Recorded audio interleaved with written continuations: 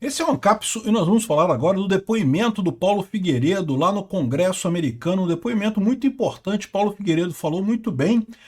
Tem a transcrição toda, tem o vídeo todo dele aqui no site da Metrópolis e também tem no canal dele, né? É que o canal do Paulo Figueiredo, eu não sei se está disponível para todo mundo aqui no Brasil. De qualquer forma, você consegue ver o depoimento dele no Congresso americano e, cara, muito bem, ele falou muito bem. Um ponto que chama atenção é que ele justamente chama o Alexandre de Moraes de o ditador do Brasil, né?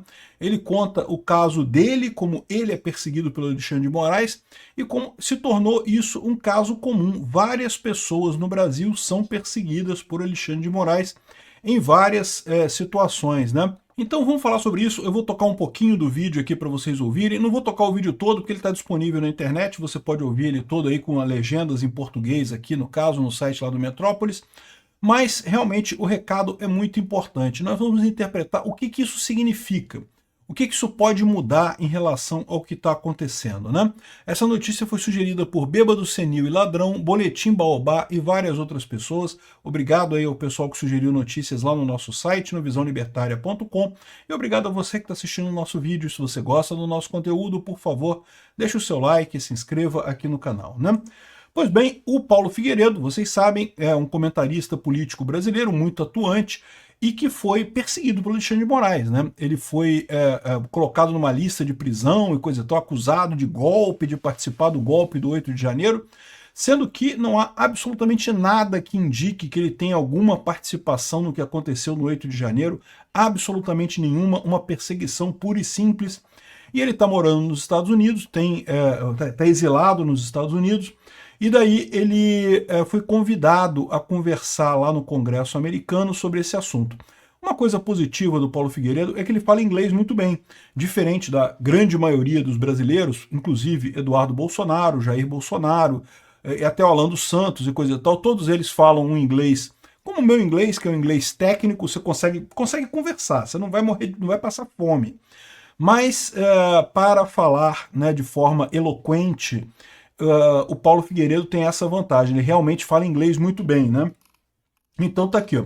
O empresário Paulo Figueiredo Filho, um dos 34 denunciados da PGR pelo golpe do Alexandre de Moraes, será ouvido como testemunha nessa terça-feira pela Comissão de Direitos Humanos Tom Lantos, do Congresso americano. E detalhe, ele está falando com democratas, tá? Ele, inclusive, começa o discurso dele falando que não, nós temos posições políticas diferentes, mas eu acho importante ressaltar o que está acontecendo aqui, porque o fato é que está havendo uma perseguição grande lá no Brasil por conta disso. E então essa comissão tem democratas no momento ouvindo as pessoas. Isso é muito importante porque é lógico que, embora os republicanos sejam a maioria no Congresso nesse momento, qualquer ação do Trump tem mais força se tiver apoio bipartidário, como eles chamam lá, né? Apoio de ambos os partidos, tanto os democratas quanto os republicanos, né?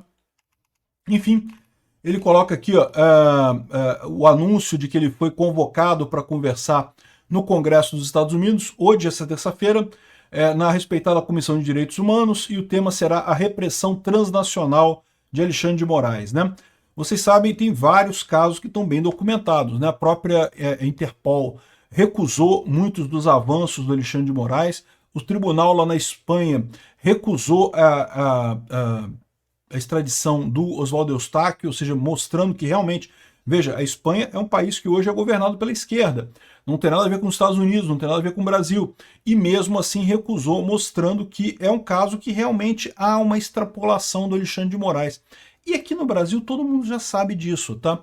É que existe no Brasil uma espécie de tentativa de evitar que Bolsonaro cresça. Por algum motivo, os políticos tradicionais brasileiros estão todos preocupados com a existência de dissidência. Outras coisas que as pessoas possam querer. Não pode, tem que querer só o feijãozinho de arroz, ali, feijãozinho com arroz ali de PT e PSDB, não pode querer coisa diferente, né? Eu vou tocar um trechozinho do que o Paulo Figueiredo falou aqui e vou depois comentar sobre a importância do que ele falou, tá? Well, thank you, Chairman McGovern, for your leadership on transnational repression. While we disagree on some policies, as democracy should, I appreciate your commitment to this critical issue. My first encounter with transnational repression began in 2019, when Brazilian authorities decreed my preventive arrest in a highly politicized case involving President Trump. Though I was already legally living in the United States, Brazil placed me on Interpol's Red Notice list, triggering the cancellation of my journalist visa. ICE agents took me in handcuffs to Chrome Detention Center in Florida for 17 days in a case later terminated by Brazil itself. I spent over $1 million on legal fees and endured years of immigration court battles. In 2022, Supreme Court Justice Alexandre de Moraes, Brazil's current dictator masquerading as a judge, targeted me again for reporting inconvenient truths. He froze all my Brazilian assets, blocked my social media, canceled my passport, and condemned me to exile. When legal channels proved insufficient, he used back channels to have the United States FBI call me, attempting to coerce my testimony. House Judiciary Committee Chair Jim Jordan questioned this unprecedented violation in a letter to the FBI Director Christopher Wray on May 21, 2024, a letter never answered. Today, Moraes publicly insults me from Brazil's highest court, calling me a pseudo-journalist and a fugitive, though I've lived openly in Florida for 10 years.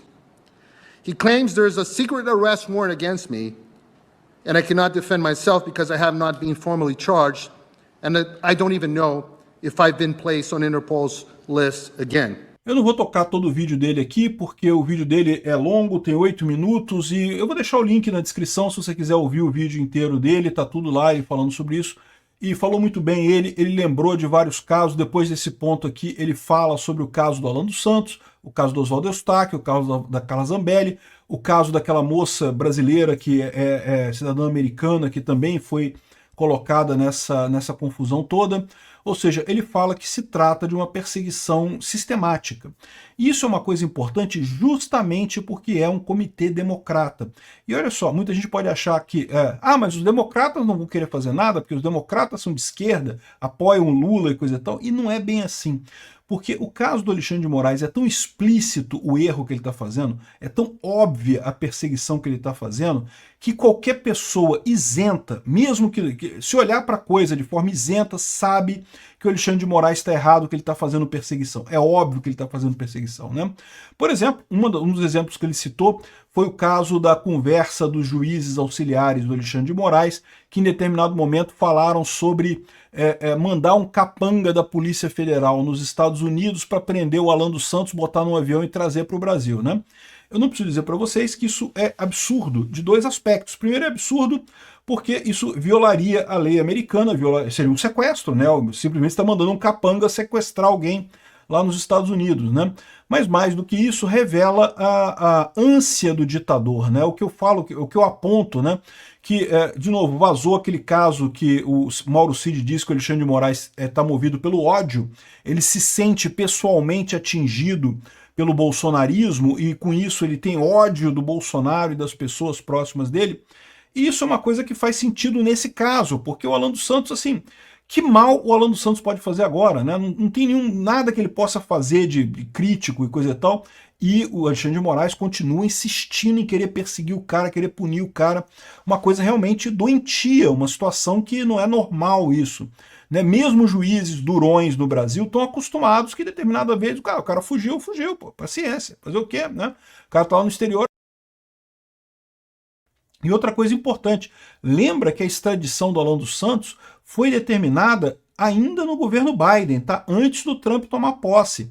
Ou seja, não dá nem para dizer que é um caso de que, não, porque o Trump operou para não extraditar o Alan dos Santos. Não, era no governo Biden, né? É que nos Estados Unidos, exatamente, na verdade, para qualquer pessoa que seja isenta. Porque lembra, lá na Espanha também, o caso da extradição do Oswaldo Eustáquio acabou, morreu, não vai ser mais discutido, não tem mais recurso, acabou, não vai ser extraditado.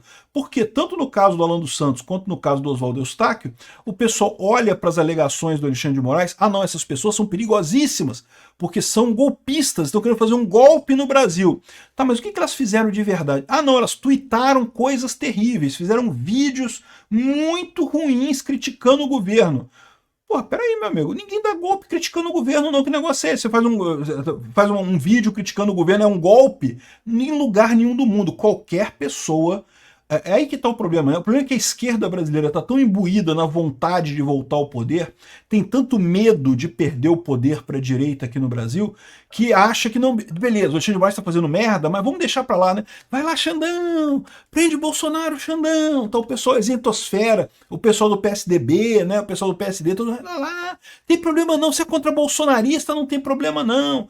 Só que o problema é que esse tipo de coisa não tem limite, meu amigo. No momento que começa-se a abandonar qualquer lei e o cara faz o que está na cabeça dele, em algum momento vai chegar em você, meu amigo, vai chegar em você, né?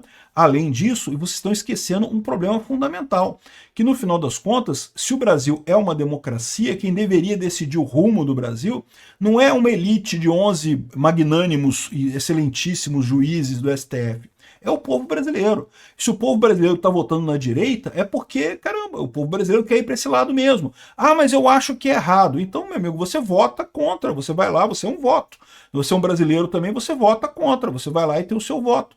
Não pode querer parar o Brasil, ou então o Brasil não é mais uma democracia, né? Então você assume que não estamos mais numa democracia, porque é o que eu sempre tenho dito, o pessoal do STF está sempre, entre aspas, salvando a, entre aspas, democracia, porque de repente a gente não vive numa democracia, o negócio é eles que decidem o que é certo e errado no Brasil, e o povo meio que está ali de brincadeira ali, né? Sabe aquela cenazinha do garotinho jogando videogame com os irmãos mais velhos, o irmão mais velho bota um controle na mão dele sem estar ligado no console, né? O povo tá ali apertando os botãozinhos na urna ali, mas não interessa muito, né? Então, eu quero crer que não seja assim, eu quero crer que realmente nós vivemos numa democracia, né? Enfim, o depoimento do Paulo Figueiredo foi muito significativo, isso vai ajudar certamente a ter apoio, inclusive entre democratas, porque, mais uma vez, democratas claramente conseguem, qualquer pessoa, mesmo esquerdistas, conseguem ver o absurdo que o Alexandre de Moraes está fazendo aqui no Brasil, e eu tenho certeza que isso aí vai ajudar bastante no momento em que vierem as sanções. Quando é que vão vir as sanções? Eu não sei, mas eu acho que não vai demorar muito não. Obrigado por assistir o vídeo até o final.